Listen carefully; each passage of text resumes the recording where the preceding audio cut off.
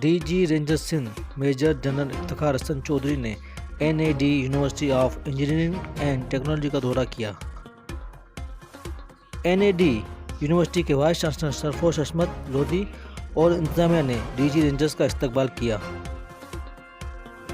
DG rangers Sindh ने नौजवान नस्ल में कौमी सोच, इखलाकी इक़्तिदार और माशरती ज़िम्मेदारी पर तबादला ख्याल किया। इस मौके पर तुलबा और तालबात ने मुख्तलिफ सवालात में पाकिस्तान खुसूसन कराची में अमन की सूरत-ए-हाल, माशी और माशरती वसाइल, इनमें रेंजर्स के किरदार पर सवालात किए। सिक्योरिटी, नशा व अशिया का सद्भाव, माशरे में मज़बूत किरदार के लिए मुश्तरका कोशिशें भी शामिल थीं। यूनिवर्सिटी के वाइस चांसलर, इंतजामिया और तुलबा और तालबात ने क़याम अमन में रेंजर्स की कोशिशों को सराहा। Sarwar Soomro, SB news, Karachi.